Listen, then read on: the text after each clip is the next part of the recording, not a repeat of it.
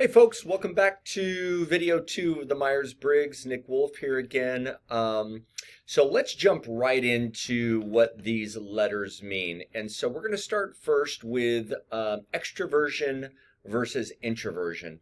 Now, the first thing I always hear when I start to talk about this is, oh yeah, I'm extroverted, or yeah, I'm introverted.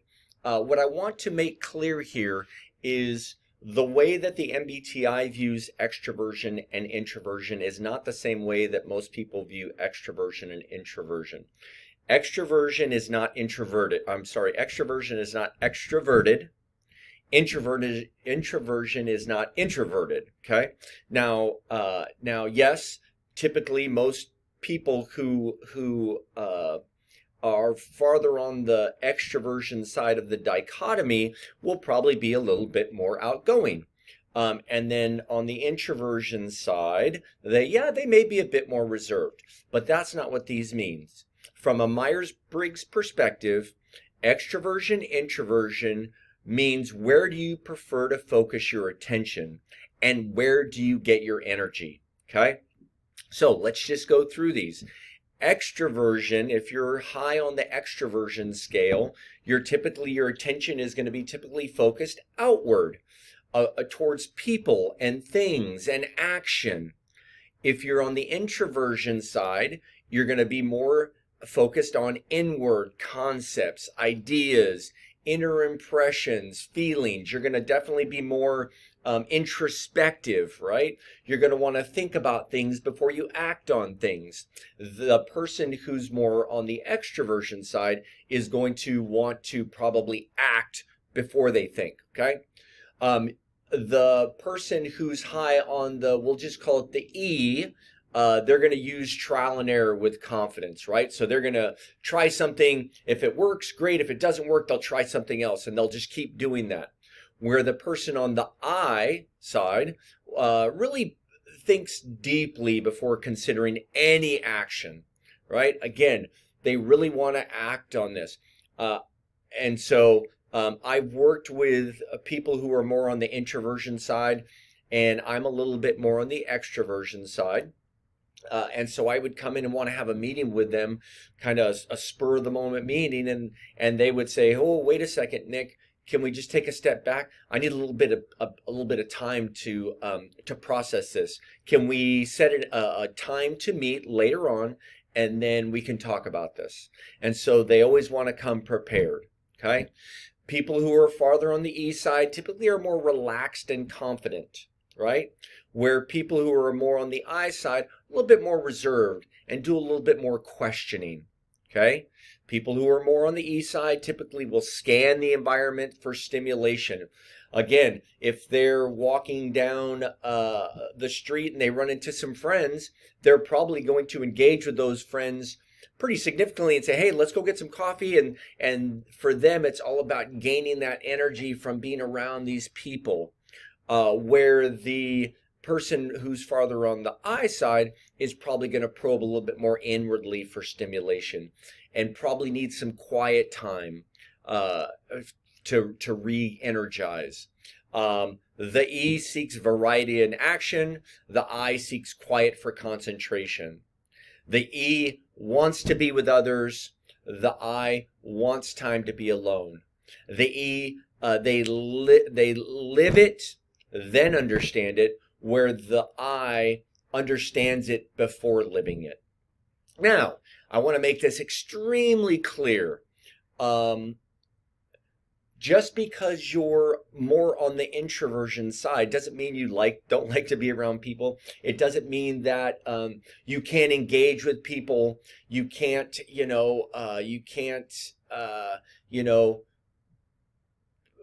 be the life of the party, I will say. What it says is, post that, you probably need a little bit of a break. You probably need a little bit of alone time, a little bit of reflection time to just recoup your energy. That's all it's saying. You seek energy from within, where someone who's more on the extroversion side seeks energy outwardly. They want to be around a lot of people. And if they are left kind of in a space by themselves, probably not going to be the best. They will probably then, if they have to do a project where it's a solo project, they're probably going to seek out other people after the day and, maybe do a happy hour, maybe go to coffee, but they're going to want to be around people. So extroversion and introversion are not extroverted and introverted. It's, again, how do we seek energy? How do we prefer to focus our attention? Are we focusing our attention outward, or are we focusing our attention inward? That's all it means. Okay? Let's move to the next two. So this is what your preference scale would look like. Again, while everyone can operate in both modes, we do not prefer them equally. So again, there are times after a long day of teaching for me, there are times that I want to go home and just relax and not really talk to anybody for a little bit. And I'm moderate on the extroversion side. So, but sometimes I like to have that introversion where I'm just kind of processing things internally. But I know for a fact my preference is to be more on the extroversion side. So what you want to do is you want to go through these and after you take the assessment, you can go, okay, well, here it is. I'm moderately clear, or I'm very clear. What does that look like for me? Okay? So that's going to be your preference scale. Ask yourself, how do you prefer to relax at the end of a stressful week? Is it, I want to go out with friends, I want to go to the ball game and hang out, or do I want to just kind of spend the weekend by myself or with really just close family? Okay? How do you prefer to behave in meetings? Are you the person that tends to raise your hand and speak out and engage more during a meeting? Or are you the type of person that likes to just kind of sit and listen and ponder and reflect on what's been said? Based on those, you're going to be either an E or an I. Okay? Let's move to the next one. Sensing versus intuition. This is the beginning of our heart of type, right? This is how we take in information. Okay? You're either in the sensing dichotomy or the intuition dichotomy. What these look like. Think about this. Sensing, you basically perceive things with your five senses. In order for me to take in information, I need to see it, touch it, smell it, hear it, right? And so it needs to be real, concrete. Where somebody more on the intuition side, perceiving with memory and associations, kind of a sixth sense, or big ideas, right? On the sensing side, you're going to have a reliance on experience and actual data. You're a data-driven person. Where on the intuition side, you're definitely seeing more patterns and meanings kind of underneath what the data is saying. Sensing, very practical. Where on the intuition side, you're going to probably be a little more innovative. Sensing, you're in touch with the physical realities. Intuition really loves that future achievement, like what's going to happen down the road. Sensing, it's about attending to the present moment. Intuition, projecting possibilities for the future. Sensing, you live life as it is. Intuition, change, rearrange your life. You're very adaptable to go out and just do many things and change.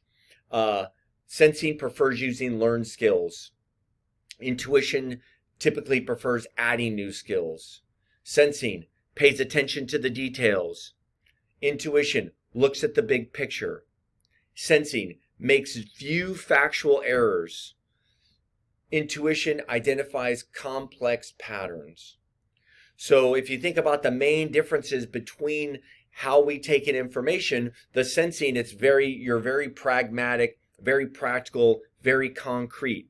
Where the intuition dichotomy, really that person is more about kind of the brainstorming, the dreaming. What does the future hold? What does this really mean? Let's get a lot of people together and really talk about this. Make sure that we have this down, right? Let's not just rely on what we see, but maybe rely on what we believe, right? And what our values state and what that means to us, as opposed to just, here's the data, okay? Again, No right or wrong here. No judgment here. It's just who you are. Some people prefer the concrete. Some people prefer the abstract. Again, while everybody operates in both modes, you typically would prefer one. Okay? So you just need to think about, what's my preference? Is it sensing? Am I more concrete, or am I more about the abstract? Now, that's not to say, again, that you can't operate if you're more on the intuition side. That doesn't mean that you don't look at data, right? You definitely look at data. You just take different things from that data. And for somebody who's even clear on the sensing side, that doesn't mean they don't like to brainstorm. That doesn't mean they can't think abstractly or think outside of the box. They just prefer to look at the data and take the data kind of at its face value. Okay? The next two, this is again part of the heart of type, who we are and why we work. We've got our sensing and intuition. That's the first part of the heart of type. And then the next one is our thinking and feeling. That's the second phase of the heart of type. This is how we make decisions, right? So on the thinking side, you make decisions based on logic of the situation, right? Is this a logical decision? Feeling, decisions are based on the impact on people. What's this going to do to the people around me? Thinking uses cause and effect. Feeling, guided by personal values. Thinking, strive for an objective standard of truth. Feeling, strive for harmony and positive interactions. Thinking can be tough-minded. Feeling may appear tender-hearted. Thinking, fair, want everyone treated equally. Feeling, fair, want everyone treated as an individual. Okay? Now again, this is how we make decisions. There's no right or wrong, right? There is no judgment. Some people prefer to make the decisions from more of an objective point of view. Hey, we need to take people out of it. We need to take our emotions and feelings out of it, and we just need to make the decision based on the decision, based on what we see, based on the big picture, whatever they base it on, right? And you're going to make that decision. Where somebody who's more on the feeling side, they're going to make that decision based on, what does this mean to the people around me? How is this going to affect every person that I know? How is this going to affect my values? Okay? And again, you can prefer to operate in one or the other, and you will prefer to operate in one or the other, but that doesn't mean that you don't. If you're thinking, that means you don't take people into, yeah, you may say, this is the right decision. Objectively, I need to look at this, but you know what? Are we taking the people into consideration, right? So that doesn't mean that you don't take people into consideration. And if you're on the feeling side, this doesn't mean that you can't look at things objectively. That doesn't mean that, you're not looking at cause and effect. It just means that typically you're going to prefer to, again, take people into consideration, take your values into consideration. This is the one here that I get a lot of times. People will say, well, kind of feeling, that's kind of weak, right? That's kind of the weak-minded approach to making decisions, and thinking that's more of the, rigorous art. No, that's not the case, right? I know plenty of CEOs. I know plenty of leaders of industry, leaders in the military who do lean more towards the feeling side. They do take people into account, right? And I know lots of people who are in social work who are more driven towards a T. Teachers who are more driven towards their thinking style, because they do want to look at things objectively, and they do want to, be a little bit more cause and effect, decision minded. But either way, again, one's not weak, one's not strong. They just are. Okay? They just are. Think about this. I want you to ask yourself, what do you do if your friend lost their job? Would you, go help them find another job? Or would you console them? How do you show appreciation? Do you buy gifts? Are they words, right? Do you speak to a person? Do you thank a person? Do you tell them how much you appreciate them? Or are you more driven towards action? Okay. Finally, our next one is our judging versus perceiving. How do you deal with the outer world? Okay, if you're more on the judging side, you're going to be definitely more focused on completing tasks. Perceiving, you're going to be focused on starting tasks. On the judging side, you're going to be deciding and planning. Perceiving, taking in information. On the judging side, you're going to be definitely more about organizing and scheduling. Perceiving's about adapting and changing. Judging, controlling and regulating. Perceiving, curious and interested. Judging, definitely more goal-oriented. Perceiving, definitely more open-minded. Judging, wanting closure. Perceiving, resisting closure, right? In order to obtain more data. Judging, wants only the essentials of the job. And then for perceiving, wants to find out about the job. Really where you see this most is people who judge are really drawn towards being organized, really drawn towards scheduling. People who are more on the perceiving side are definitely more adaptable, right? They kind of go with the flow. They can jump from one thing to another, right? Where the judging person does really like to have things laid out in sequence. Now, again, that's not to say that if you're on the J side or the judging side, that doesn't mean you can't like be spontaneous and spur of the moment. Typically don't prefer to be that way. Even on vacation, you like to kind of have things planned. But they can be spur of the moment. If you're working on a project and your boss asks you to come over and start a new project, I guarantee you most of the J's that I know, including myself, can jump into whatever that new project is without a hesitation, right? And then they just come back and pick it up. Same thing on the P side. Just because somebody is perceiving doesn't mean that they don't need a schedule or they don't prefer to schedule. They prefer to, in their just everyday life, kind of be adaptable and kind of jump from here to there. However, if they're in school, they still know they need a schedule, and most of them do scheduling very well. They just try and leave open areas to where they can kind of do that spontaneous, flexible acts, okay? Again, ask yourself, if tomorrow's work were canceled, what would you do?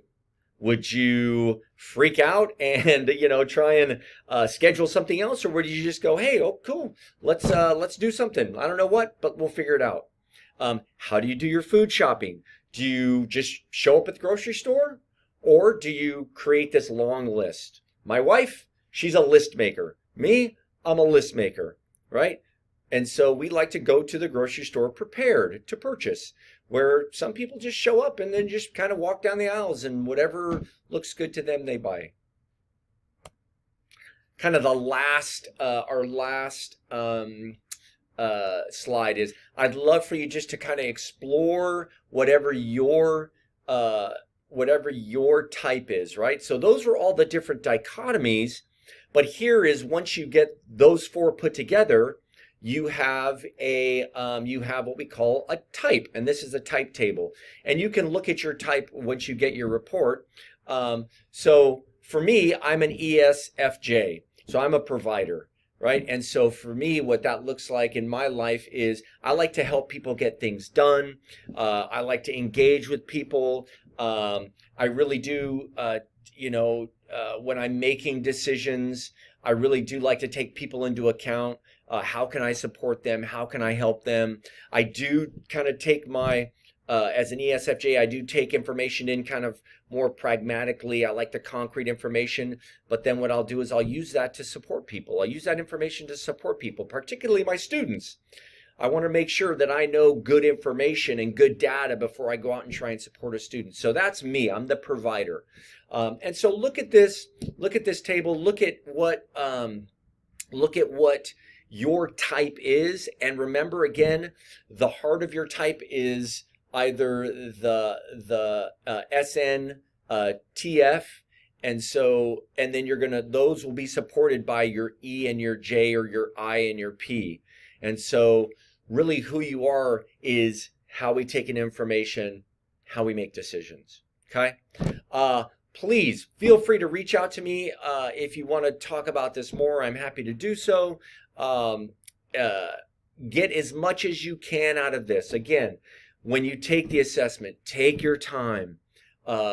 Be thorough about your questions. Think about just from a natural perspective, not in the space you're in right now, but just from an everyday perspective. How would I normally like to act? So take your time. You will see this as a great tool, and then enjoy the program.